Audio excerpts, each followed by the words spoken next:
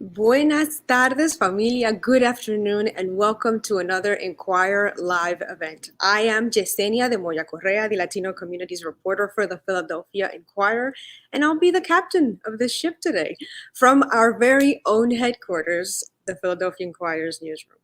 I appreciate so much the fact that you are taking today some time to share with us after all these weeks and months of harsh challenges and difficulties. But we're here to have this intimate conversation with Gabriel Escobar, our own newsroom's top editor. And we're going to talk about managing the transformation at the Philadelphia Inquirer. We are going to talk about these difficult moments that we're all living right now. And we're also going to go into his career path, into the perspectives that bring him to this top position with his promotion from last week, and specifically him as one of the highest ranking Latinos at a U.S. newsroom organization.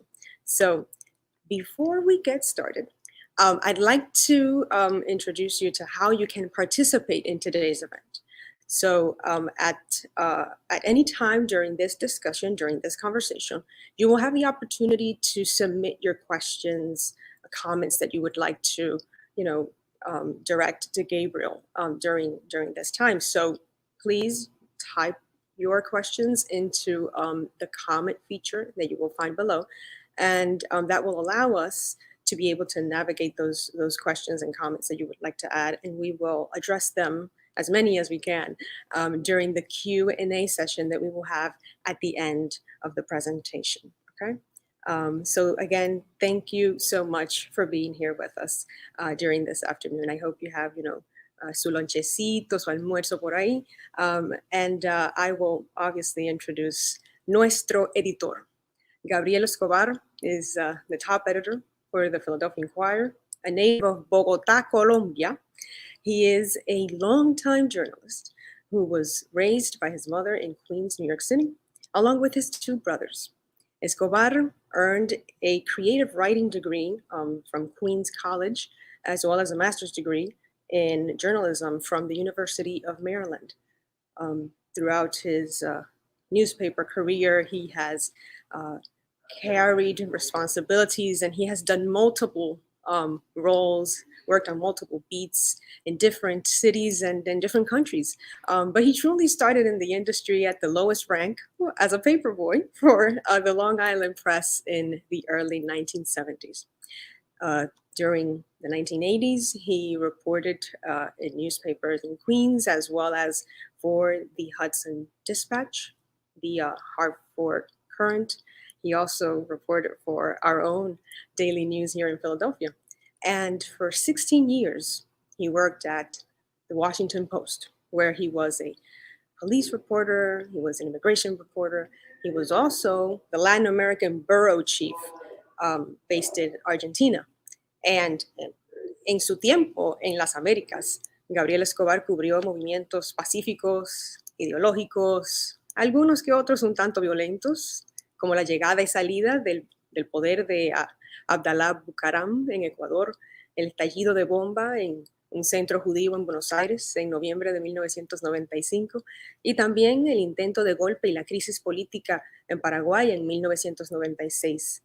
From 1999 to 2005, Escobar served as the Post city editor and was part of the team of editors that were coordinating the coverage of September 11 terrorist attacks. And he also did the coverage coordination for the DC sniper saga.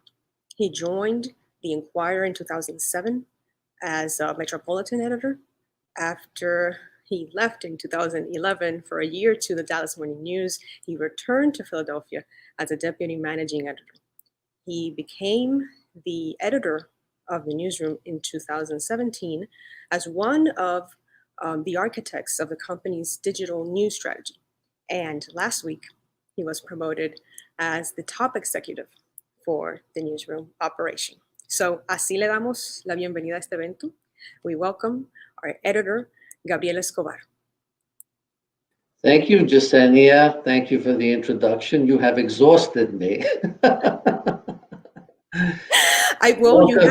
You have a very long curriculum, Gabriel. That's why we have to, address all these little things so que la gente se entere, ¿no? Y que esté empapado de su trayectoria. And for me, it's a pleasure and un placer para mí compartir este movimiento ahora en vivo y en directo con usted.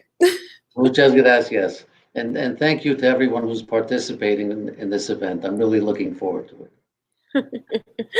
Gabriel, once again, congratulations for the promotion. After 21 years in management and more than 3 decades in journalism, how does this feel? Is this a bigger, heavier backpack or just another reason to celebrate? Well, it's certainly a reason to celebrate. And, I don't see it as a culmination of anything.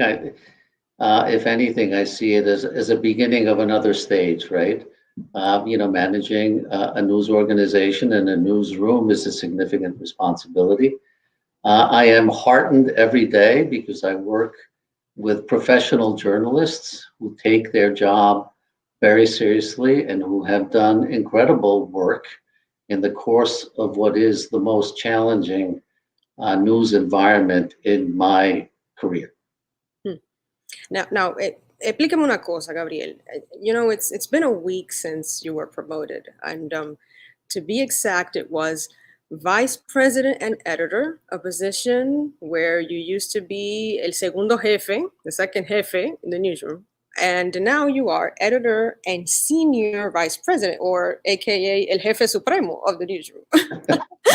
So my question is, how different are these roles? Just so that we're, is it just the word senior new and the inverted name and the title? Explícame eso.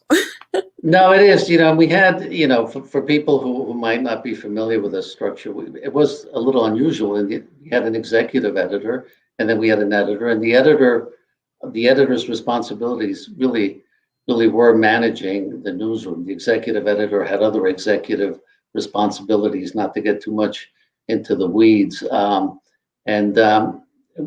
I had conversations with our publisher, she asked me which title I preferred. And, I've never been very fond of executive editor. I'm not quite sure exactly what that means. So I opted for the elegant simplicity of just editor, which I've always liked. Okay. Can you describe what it's been like to be the editor during these times? I mean, we are living in a pandemic. We are witnessing social uprising. We are covering election. We are dealing with our own reckoning, for our lack of sensibility and occasions, and also the resignation of our executive editor. So how has this been for you? And I've said a version of this last week, and people who are not familiar with the way newsrooms work, from my experience, the most efficient and effective newsrooms, really rely on the talent in the room. So for any leader, a primary objective really is to make sure that the talent in the room is tapped, and that process is efficient and collaborative, right? I mean, that is really, really important. An editor, as I said last week in one of the staff meetings, an editor who sets out to manage by himself has a fool for a companion. It does not work that way. And again, we have a very talented core of editors and a very talented core of reporters, and the full complement of journalists in the newsroom. And I really do rely on their talents and their wisdom to help guide us forward. And well, I know you manage a lot. I mean, I'm just in the reporter position, and I don't get to have, a moment at these meetings and how things actually go. But I know it's tough to navigate, how to frame this. Is this the proper word? What are we supposed to be prioritizing in the news coverage? And I'm curious, has there been a moment when you have said, Conchale, we could have done this differently, or I could have decided this differently? If so, which would have that been the case, and what would you have changed? Those reflections are actually part of the, sort of the cycle of covering the news, right? And, it is both a benefit and a curse that you get to start over every day. And even if you're covering the same story, it is going to be different today from the version that you reported yesterday. So there's always an opportunity, for second guessing and for wishing things had been done different. I can look back just even at the last few months, and I know that there were things early on in the pandemic, for example, that we could have done a lot better, including having very specific, pointed conversations on safety for journalists. We are reactive by nature. We go out. We are news people who rush to the event, and that impulse is healthy, and it generates better coverage when you are there and observing. That impulse has to be checked a little bit, and if not, checked completely, then moderated to respond to the situation on the street. And I actually credit, the journalists themselves who were out on the street, who really were the first to say, hold on a second. We had this conversation this week, in fact, because as everyone knows, the pandemic is spreading at, greater and alarming heights. And we are recalibrating, when we go out, and we are doing that because the journalists themselves have raised this as an issue. So, me as manager, I wish I would have seen this sooner, but fortunately we have, people in the room, who can bring these things to our attention. But yes, there's this second guessing built into what we do. It's tough and it's a lot, and well, hopefully we'll have conversations about editors who are mid reporters and mid editors, so that we have hands inside and outside, and we can reach these situations before we are actually regretting any decisions that we take about it. But I'm really curious about how the work that you had done before actually informed you and gave you skills and perspectives to looking at complex times like this one. I mean, talking about the DC shooting or the work that you did in Latin America, how can you maybe explain us a bit how these experience framed your training to take on such a situation like this one? So, there are two veins there in terms of, my experience. The first one is the reporting, which I did for many years, and that teaches you things. And, it's the kind of knowledge that you can use to, for example, help direct coverage, because you have been in situations similar, although I should say that I have never been in a situation quite like this one, which really speaks to, the valor that the reporters and the photographers and everybody else on the street, have displayed, because it really is extraordinary. But yes, as a reporter, you learn things, and then that allows you to provide counsel grounded in personal experience, right? The tricks of the trade is the other way of saying that. The other one is the editing track, and news people who are not in the news business are alarmed when I tell them, editors are never trained. You sort of jump into the chair, and you learn, like a lot of things in journalism, you learn in the doing. So, and I actually went from reporter to city editor, so I actually skipped a couple of steps, and I made mistakes, and I made mistakes because I didn't know what I was doing, or I was too quick to judge. Reporters who become editors, like to sort of impose their own methods on the reporters that you are suddenly now supervising, who used to be your colleagues in the trenches, and that's not a good thing. So you have to learn how to do this. And then in terms of covering big events, I benefited greatly from my years at the Washington Post, where planning for coverage that you anticipate, this is going to happen, it's a big deal, was sort of built into the DNA of the newsroom. You planned. You sat around, you talked, you gathered insights, and you planned. And then you always built in we can't predict everything, so we have to prepare. We have to be prepared for what we can't expect, and that is very much part of my approach to covering news. Mhm. Well, I'm also interested in how your upbringing and how your mother played a role in that training. And if in this moment we can pull up our archival photos, I would like you to tell us a little bit about this moment, Gabriel. Um, Yes. Tell So us this about this. is this is my first communion, and the taller of the two is my older brother, who is Guillermo Alfredo. Guillermo Alfredo, when he became a naturalized American citizen, changed his name to William. He's an attorney in New York. Missing from the picture because he did not do his first communion was my younger brother.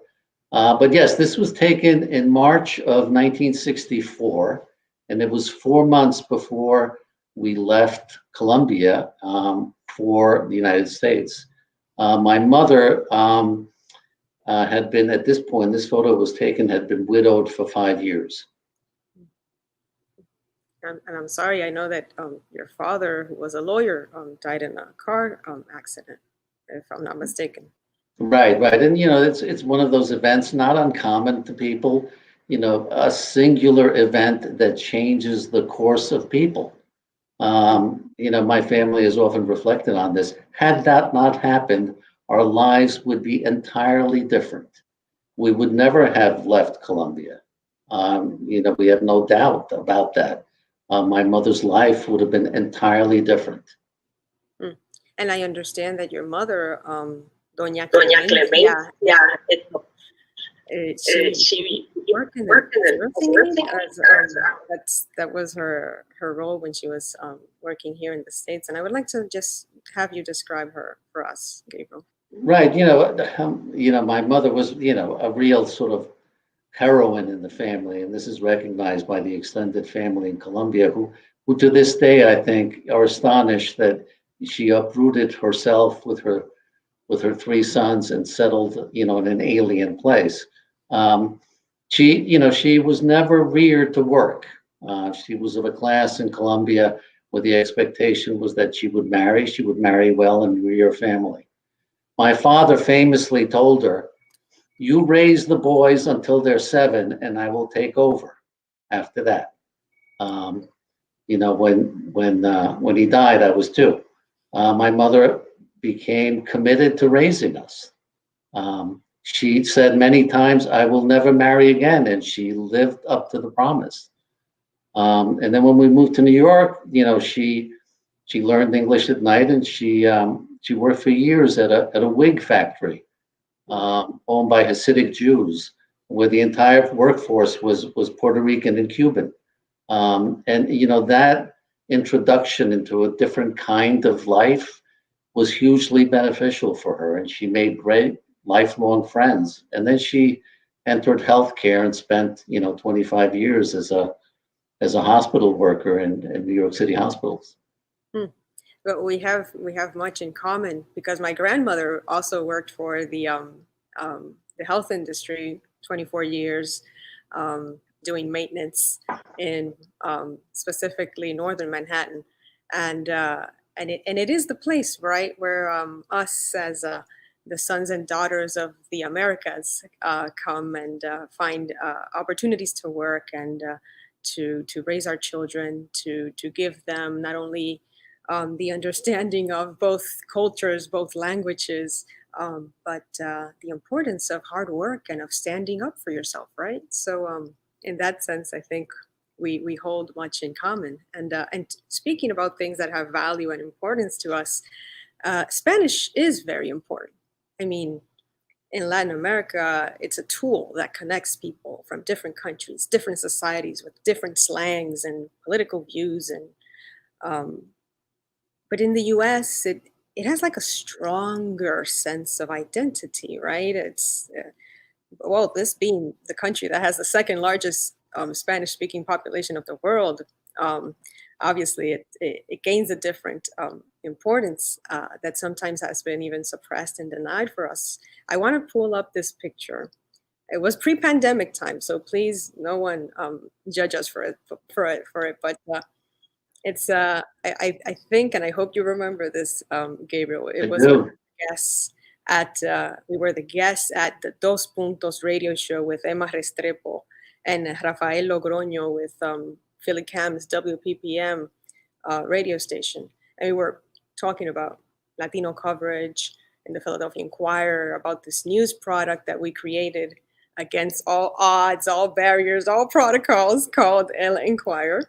Um, and I would like to ask you, Gabriel. You know, it's Spanish. It has so many meanings for us, and I'm interested in hearing you. What does Spanish mean for you, for your career?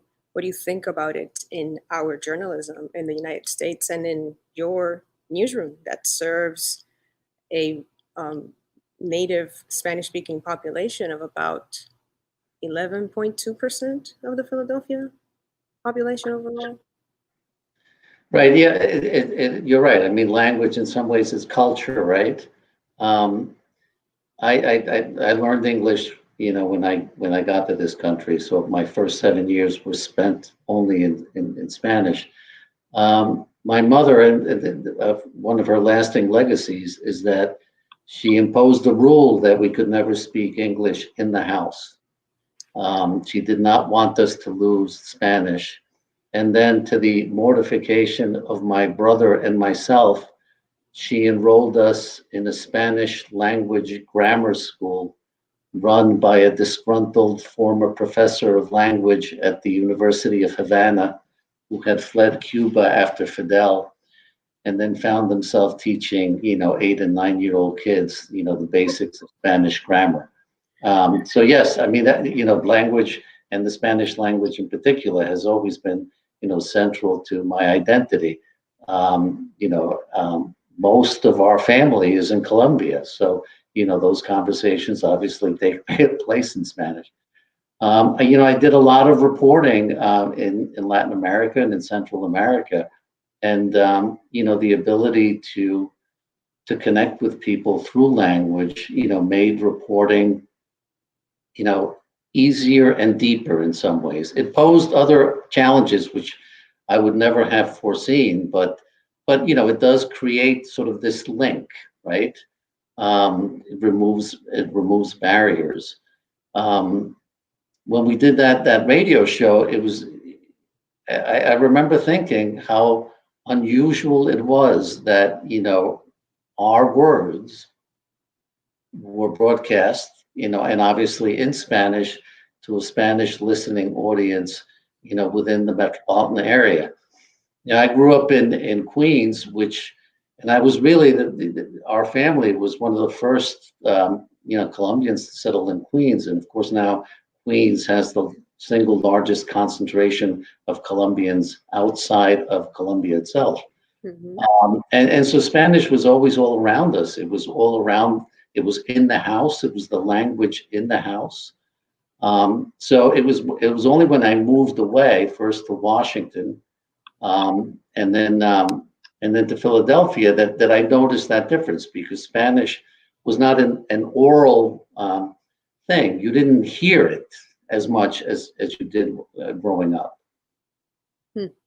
And for me, it's the complete opposite, because my mom would, I guess my mom and your mom, very wise women, they would keep us the language at home. And in my case, being a U.S. Dominicana, raised on the island, my mom had the chancleta, the rule of the chancleta at home to keep us speaking English at home so that we would never forget, right? But that's the beauty of being Latino, right? Of being Hispanic, Latino, well, whatever the label is, but of us having the possibility of navigating both cultures, both languages, and understanding the best, the worst, the rich, and the poorness of everything that we are, right? The weaknesses and the strengths. Gabriel, talking about weaknesses and strengths, you and I have had conversations about serving communities of color. We've talked about how to navigate what we should cover and how we should cover Latinos and Hispanics in our after your promotion was announced. I've got many calls and text messages. Is this really going to mean anything for the Black and brown folks here?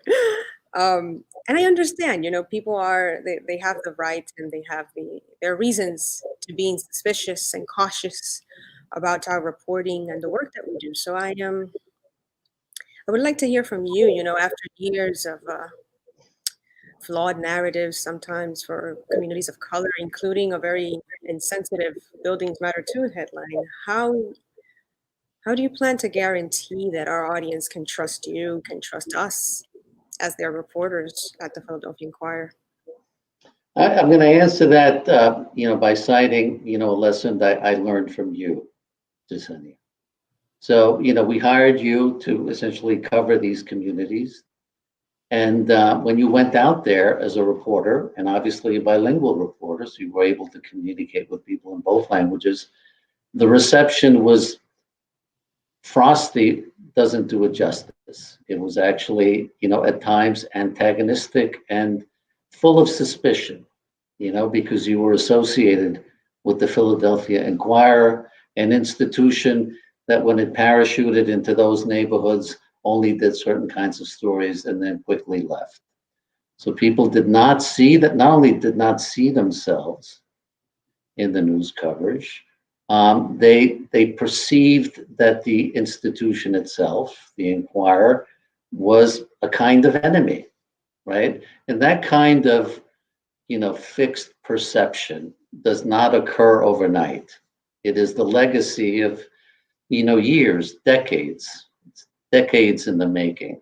And, your experience really illustrates how hard it is to change those perceptions. Now, I think if we look at what you have done, you have made tremendous inroads, and there's a model in your kind of reporting where you are present, you are there, you tell,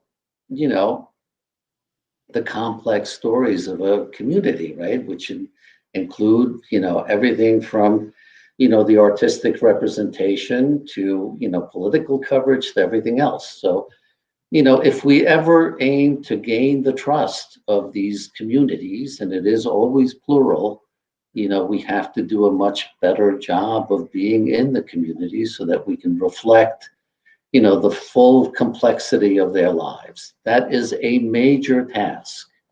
There have been many, many more failures than there have been successes. But, the only way we can begin to do it is by, to the extent possible, replicating what you yourself have done. Well, thank you. I appreciate the shout out, as we would say. It's been hard work, and I think that we have still a long way to go. And I guess that part of that conversation is how internally in our newsroom we're trying to make things different, and we're organizing and we're having conversations because we are going through an internal wreck, right? We're trying to change the way that the Inquirer's vision and mission is driven, and trying to center it around people, which in the end are, who hold us accountable and the people who we are supposed to be serving in the first place, right? It's the journalists of color are organized, and you have had conversations not only with the publisher but every other manager in the newsroom, and trying to listen closely and receive the feedback from journalists of color. I'm interested in knowing. There's a list of requests that journalists of color are doing at this time, where it's we need to center more the narrative from the community standpoint. We would like to have a voice in who is the person that leads the newsroom. We need equity pay studies, and we need to address those disparities. We would like to have an editor of color in each desk and each team if possible. I'm wondering from you as our top editor, as our leader in the newsroom, what do you consider is that number one priority that the newsroom needs to do better, and how do you plan on tackling it? Right. So, it's hard to answer that question without throwing out a bunch of labels and terms, right? Which convey, sort of ambition, a vision perhaps, but to ground it in reality. Let me answer it this way. So, if you look at the recent events, both in the Inquirer and just in society in general, you can conclude that some of the tensions, some of the issues raised in the greater society are reflected in the newsroom, and that's true. Our own experience is really, in some ways, framed by what happened with that headline, which became national news. So it was a racist headline. It was a racist headline that was written, vetted, published, and then otherwise disseminated without anyone raising a hand of objection, right? So when I think about this, and it was a very serious transgression, right? When I think about this, I see proof of institutional racism, right? So for those who doubt it, this is proof. What happened with that headline? Um, even the author of the headline reacted in horror when it was pointed out to him. But that reaction in horror also, proved the institutional racism, right? That it happened, that it was part of a process. It wasn't the single thing, it was part of a process. So, that prompted, our own sort of newsroom reckoning, which we're doing, we're taking seriously. We are relying on, the insights and the wisdom of our staff. This is a communal effort. Like any other self-improvement project, this is hard. It requires acknowledging your own faults in some ways, and then having an honest and forthright discussion on how to address them.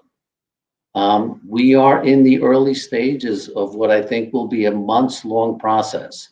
It'll test the patience of people who want change immediately. In matters as complicated as this, immediate change is hard to do. And if it happens, it could be flawed. I am really, really encouraged by the level of honest dialogue in the newsroom. We have to listen. We have to listen to each other, and then together we have to address these significant issues. Newsrooms change very slowly. I have been in them long enough to see that the change could be glacial, and we are open to criticism for moving too slowly. I think in this case, we can point to changes already implemented that by themselves are encouraging over what's to come. Well, we are all looking forward to greatness and great change for the Inquirer because, as you have pointed out before, this is a staff that has dedicated their lives during these very difficult, very challenging moments for all of us. And keeping our people informed, it doesn't matter in which language. We have tried to do the best work that we can, and we definitely look forward to better times for all of us at the Philadelphia Inquirer. I'm going to, close my part of the conversation so that we can open it up for other folks. But I'm interested in having from your end, Gabriel. During the conversation we had, the interview we had for the story about your promotion, you said that people don't necessarily have access to understanding how newsrooms work. Because of how our industry is. It's a fast-paced industry. It's a chaos that has some type of like rhythm and dancing to it, right? So it's like something that we understand pretty well, but that others don't necessarily grasp in the same way. And I'm curious can you describe to our general public the Philadelphia Inquirer's newsroom functioning nowadays remotely, not necessarily in this space where I am right now? Um, and what do you wish for it? How do you wish that the newsroom would actually function and actually be under your leadership? Let me begin by acknowledging that there's an unhealthy mystery about how we alight on the news and how we produce the news. Newsrooms have been, sort of insular. We report on the community, but for various reasons, we've created sort of a distance between us and the people we cover. There that's a legacy, right? A legacy of the industry. And it's tethered to some degree to impartiality, where if you're too much part of something, then maybe your perspective is influenced in that way. I think that is important for us to, be independent journalists. I think we can do a lot more to explain what we do, and even to be in the community explaining what we do, lifting this sort of veil of mystery. If people who are not in newsrooms often have a hard time understanding how it is possible for a journalist to begin the day not knowing anything about a subject, spend a few hours reporting, and then write authoritatively, right? So if you're a social scientist, you are alarmed by this process because you can see its inherent flaws, right? It is hard to explain, just as it is very hard to explain how we decide what is news and what is not. And there are many factors that go into play. So yes, we have to be much more open, much more transparent.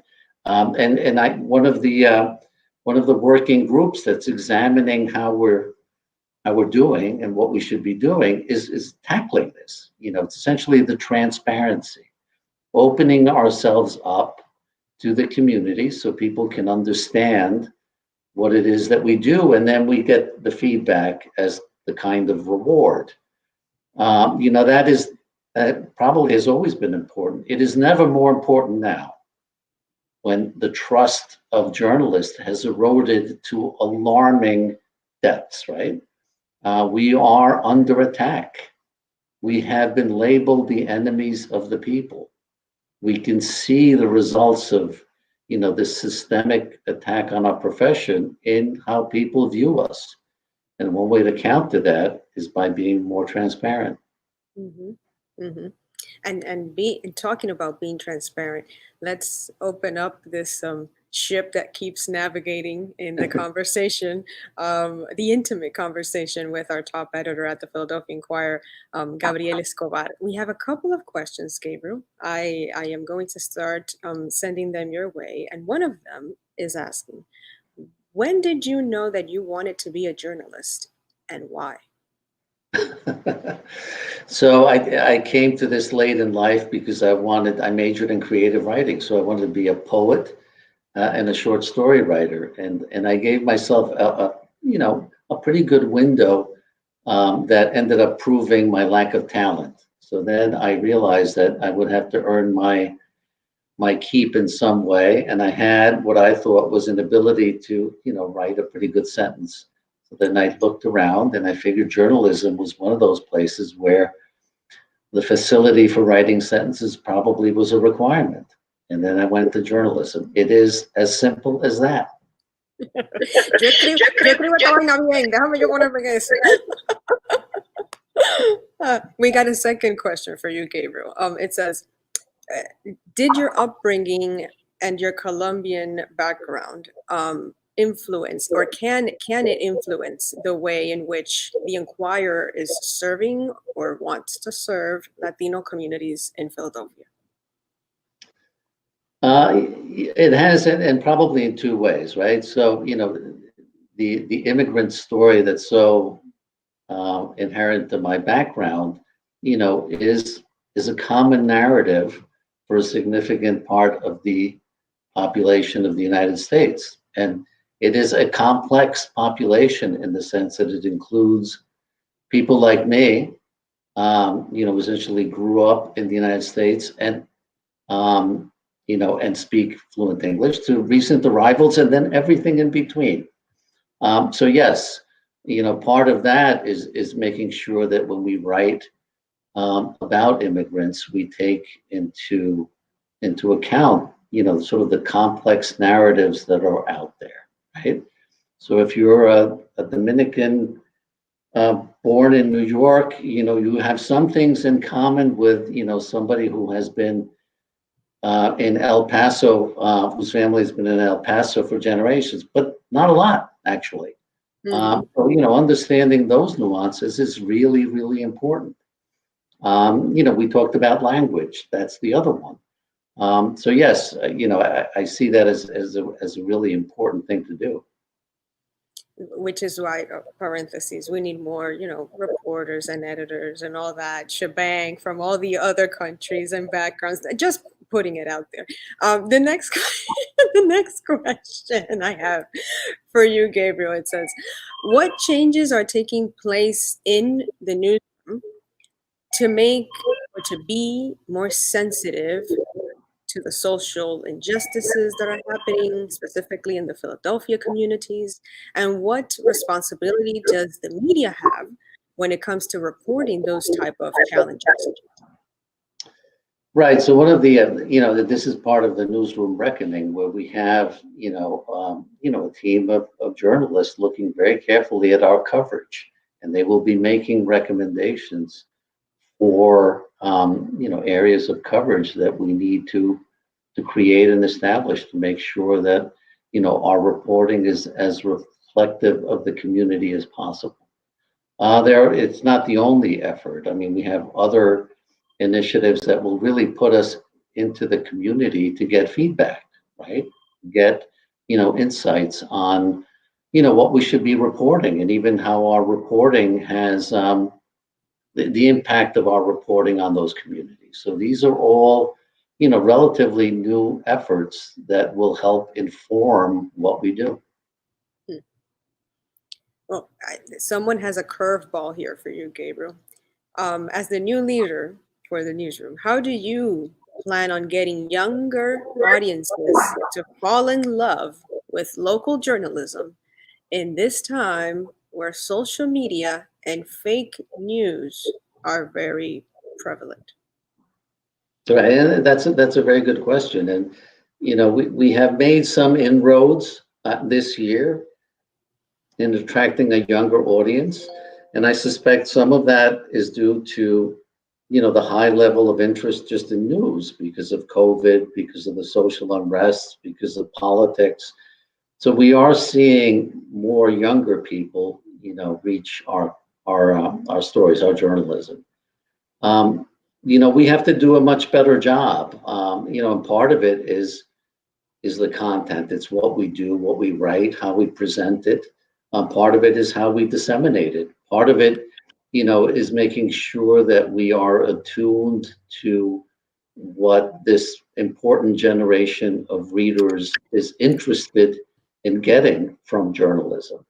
So, and again, this is, when I said newsrooms evolve slowly, this is a very good example, because, I certainly grew up in this profession when the audience, it might be a stretch to say didn't matter, although not much, because the newsrooms never paid attention to the audience.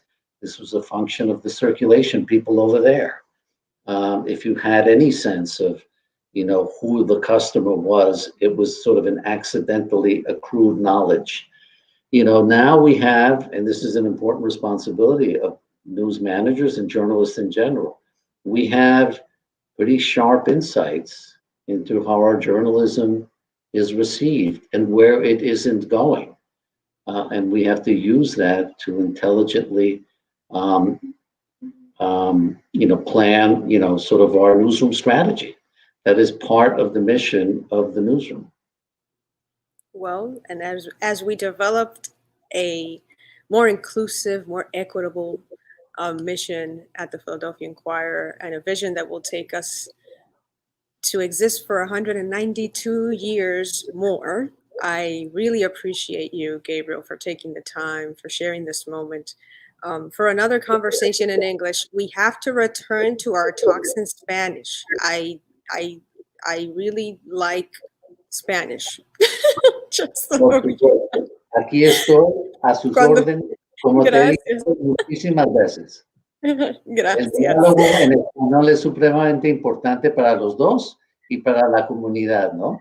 Por supuesto. Por eso indico que siempre quiero que regresemos a nuestras conversaciones en español, porque el español es rico, es parte de nuestra comunidad, de nuestra identidad, y no debemos sentirnos más que orgullosos de poder jump back and forth de un idioma al otro. Thank you so much, Gabriel. I appreciate you. And again, congratulations. And we look forward to hard work at the Philadelphia Inquirer. Thank you, Jesenia. It was a pleasure talking to you. Thank you to the audience too that has shared with us this moment. De nuevo, yo soy Jesenia de Moya Correa, the Latino Communities Reporter, and we will see you next time in the next Inquirer Live.